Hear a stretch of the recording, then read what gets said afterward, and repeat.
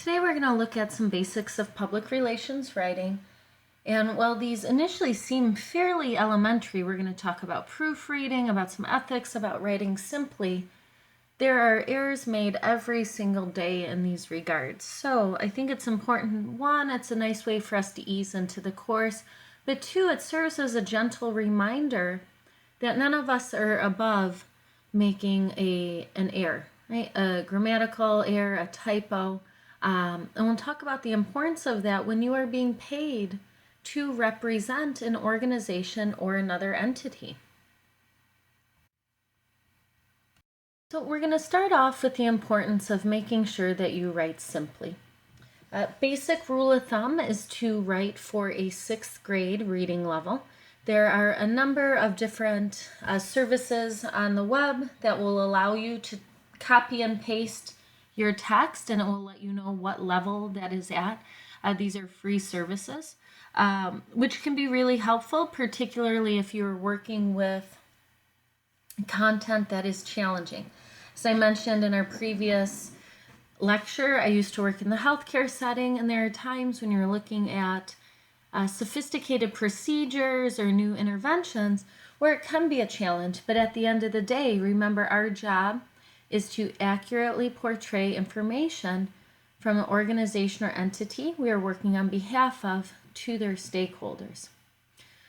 With that in mind, we want to make sure that we are writing concisely, that we're not being repetitive, that we stick to one important idea per sentence, so we have short, crisp sentences.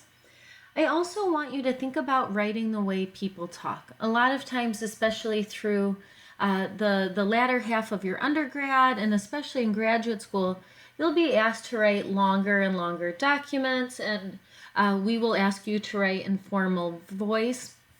But when we're reaching out and trying to make a relational connection with stakeholders, we need to talk the way that they talk. We need to communicate with them in the way in which they expect and they see as conversational. So it doesn't mean that you're necessarily going to get to use a lot of slang, but you're using words that the average person will know and in a way in which is accessible.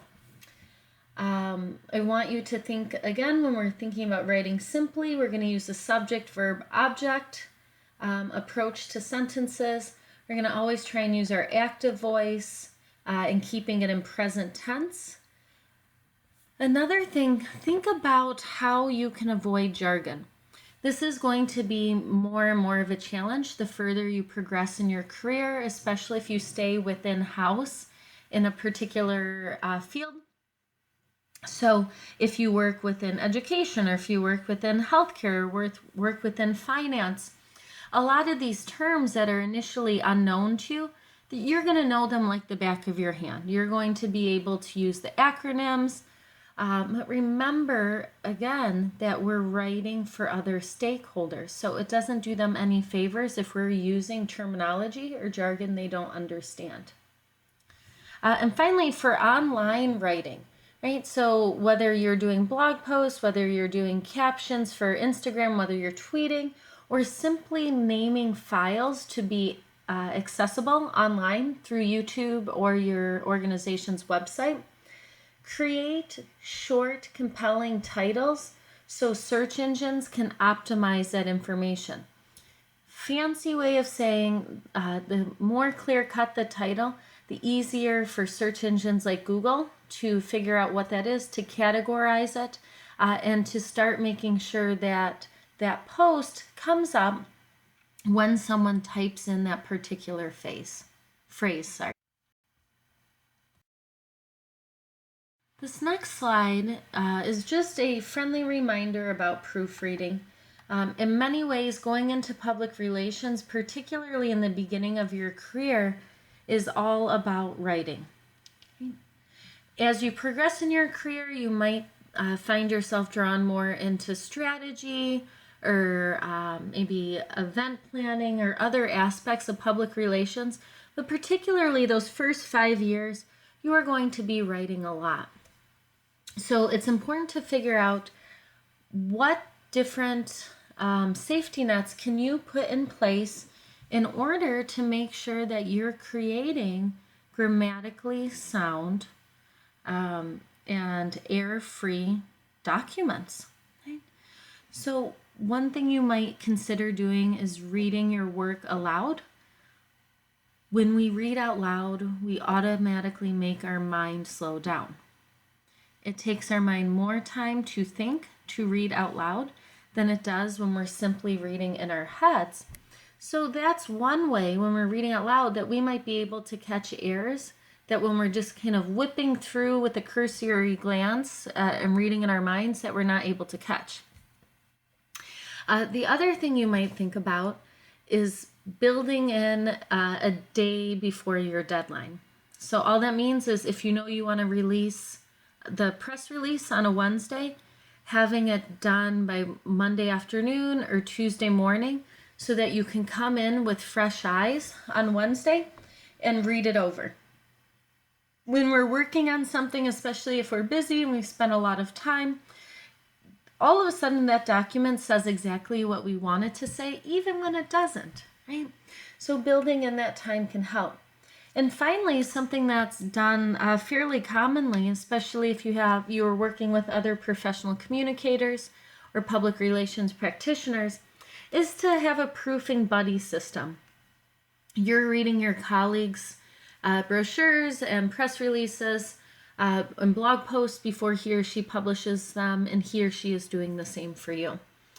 If you notice on this particular screen, you'll see that there is a hyperlink for proofreading, and it's just a link to a page that capitalizes on some of the most ridiculous proofing errors that have occurred. It's pretty humorous, so something you might want to check out when you have a moment. Now we're going to look at ethics. In ethics, I want you to think of those as values in action. Okay? And we're going to think about ethical challenges, and I also want you to think about ethical strategic writing. So some ethical challenges that you might run into in the workplace are dilemmas, right?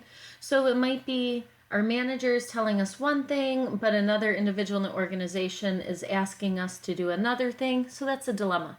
Who do I listen to and why, right? How am I gathering information to make the best decisions for me and the organization? Overwork, right? So, a lot of times, especially with the advent of social media, the life of a public relations practitioner doesn't really separate very cleanly between professional and personal time anymore. It's not to say that you'll be working 24 hours a day if you go into this profession, but it does mean that more than likely you're going to be on call in some manner, especially if there's some sort of incident at the organization or some stakeholder groups are dissenting through social media, and that's gaining attention that the organization doesn't see as being very positive. There can be legal or ethical confusion in terms of the documents you're creating. If you're working for a multinational corporation, we might think about cross-cultural ethics. A lot of times, too, organizations are guilty of short-term thinking. Organizations are guilty of trying to meet a deadline that's in 5 minutes without thinking about how all of these small tactics and decisions impact the larger scope. Okay? And they're getting better. There's a lot more corporate social responsibility and even corporate social advocacy going on now that has been absent in years and decades past. But it's still, especially as a professional communicator, might fall on your shoulders to kind of raise the alarm bell if we're making hurried, fast-paced, short-term decisions that may negatively impact the relationship we share or hope to share with our publics in the future. And then also with virtual organizations and the rise of how many people are working remotely from home, are working with synchronous time or asynchronous time, a number of ethical challenges and communication dilemmas can arise from that as well. If we're thinking about ethics More specifically, within the context of public relations writing, I want you to think about always creating honest documents, making sure that they are clear, making sure that they are accurate, making sure that they are not misrepresenting information or misleading your publics in any ways. Another extension of honesty within the documents we're creating is fashioning a complete document. Right? So you've probably heard the term lies of omission, where maybe you think about your parents and they ask you what you did one weekend or on a spring break. We might tell them some things, but the things we think they might raise an eyebrow to or get more upset about, we just simply omit that from what we tell them. So in that way, we don't feel like we actively lied to them. We just didn't tell them. Well, a lot of people would still say that's a lie, that there's some sort of deception within that communication and within that relationship. The same thing is true when you are a public relations practitioner and you are knowingly creating a document that is leaving out important information that your public should have access to or need to access in order to make a thoughtful decision. I want you to think about distributing your documents in a timely manner, making sure that people have access to information within the parameters in which they need that information, and the fair distribution of documents. This can mean a number of things. It can mean if the organization you're working for serves a lower income area or areas where Wi-Fi and home computers aren't as accessible. If you're only distributing information via electronic channels that need Wi-Fi, right? You can look and say that's not necessarily the most ethical distribution of documents. You also want to think about language, right? One position I worked in before transitioning into academia, we had a really strong Spanish population and a really strong Arabic population. Right? So in order to ethically reach the stakeholders around the organization, right? So in order to serve the community around us, it was essential that all of the documents we created were not only in English, but also in Arabic and in Spanish, right? So that all falls underneath this larger umbrella of ethics. Now I want to quickly walk through a number of legal considerations. And this one I think many times is surprising to students. I know at least myself too, when I was an undergrad and then going through my master's, I didn't look at this as much in my PhD, but I was always struck by how much accountability was on the public relations practitioner's shoulders, especially in regard to legal considerations. So we're going to walk through these.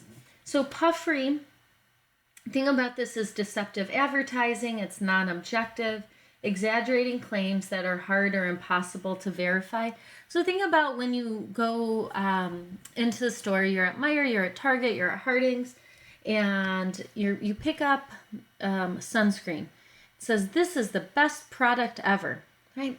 So you can probably envision in your head, there's probably some sort of yellow star or other bright color, and then there's this text in there. But the problem is we can't verify this. This organization, this company is saying the sunscreen in this example is the best product ever, but that isn't objective. We know now that the FTC, the Federal Trade Commission, is actually working really hard to investigate a number of these puffing claims, right? So it's important that you familiarize yourself with the guidelines for specific labels, especially if we think about something that's environmentally friendly or organic. A number of organizations have been under fire from the FTC and other large organizations because the way in which they're presenting their product isn't actually within the realm of what those guidelines are. Another example, any product that is over 6 months old can no longer be described as new.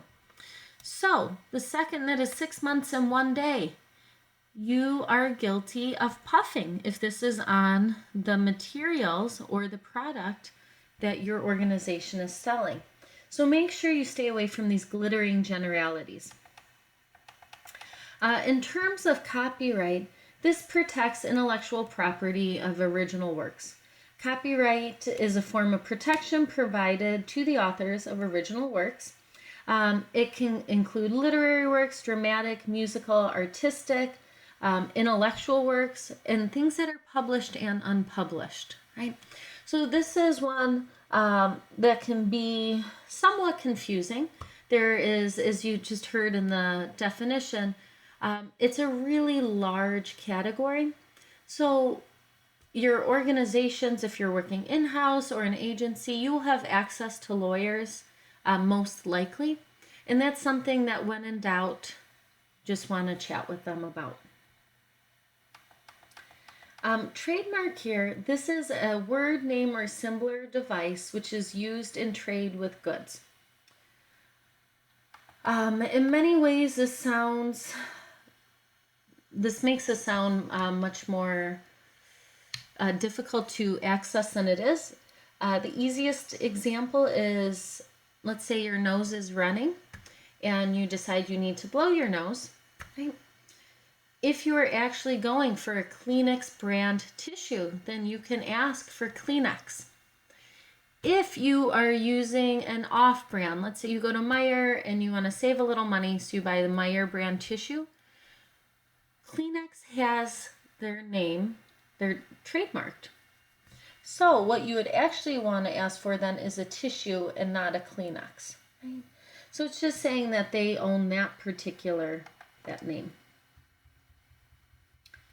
Appropriation is when we use someone else's identity, their likeness, in our materials, and we do that without their, well, in cases here, when we're considering it a legal issue, when we do that without their permission, and we're intending to use it to generate profit. A couple years ago, Katherine Heigl, she was shopping at a Dwayne's pharmacy, and there was a picture of her walking around with one of their bags. Right? So instead of asking her if they could use this image of her walking with this bag, they used it in one of their social media channels. I believe they used it in Instagram, something to the fact that even Katherine Heigl likes our products. Right? She ended up suing them for an unsubstantiated amount, an undisclosed amount, because she was able to say that this organization is using my likeness, right? They're using my image in a way that's designed to benefit them. Privacy becomes especially important, especially if you're thinking about the healthcare context. When anyone is out with their family, anytime public communication includes personal information, you risk invading someone's privacy. There have been a number of instances when healthcare workers are out on their own time. They're in a public space. So let's say that we have two nurses who are grabbing a coffee at Water Street after their shift. They're talking about what a challenging day. And they're talking about how they had to, one example that comes to mind, I read about not too long ago, saying that one patient was having to clean out a particularly nasty infection. Or one nurse was cleaning out a particularly nasty, aggressive infection of a patient. Well, that patient, there was enough identifying information about this person's wound that their family member, who was also enjoying a cup of coffee at an establishment, was able to say, hey, you're talking about my mother. Right? all of a sudden, this patient's privacy has been violated. We're able to identify her through the communication, right, through these characteristics that were being used out just between two nurses who were talking about their day. Right, so they weren't out maliciously doing this, trying to harm the patient or her family. Had they known that was that individuals related to her, I'm sure they would not have said anything. They were just looking for support. But what ended up happening was a violation, which in this case also means a violation of HIPAA in a number of lawsuits for the practitioners and for their employer. In defamation, this is when we communicate falsehoods. The reason this is problematic is it can result in damaging someone's business, right? If your reputation is called into question, then people might not want to come to your organization or use your services or otherwise identify with you. Looking a little bit more specifically, you've probably heard the terms libel and slander before. Libel is used to refer to written defamation. So if we take out an ad or we tweet some information that is false about someone or an organization, and slander is when we speak falsehoods about an organization or an entity. The last slide that we are going to look at here is one that has us consider the differences, the distinction between corporate and commercial speak. Corporate speak, what you can see here, is not regulated by the government. That is what's most important here. It's a way in which we can inform different stakeholders about news in the organization. It can also have more of a strategic function in terms of positioning. How do we want to frame who we are as an organization and what we do? So that's what they mean about opinions and positions. Commercial speech, on the other hand, this is, again, when we talked about marketing and market share and this idea of profit. Commercial speech aligns more closely with that, where we are mindfully and strategically crafting communication that is designed to make the entity we are representing or the organization we are representing, to make them a profit. Right? And because this is knowingly persuasive in mind, and its intent is to generate a transaction, typically a financial transaction between the publics we're working with and our organization, it is regulated by a number of different laws. So again, this is by no means the be-all end-all of ethics and legal considerations in terms of public relations speech, but it is enough to get you a solid footing as you consider looking for internships and entry-level jobs in public relations.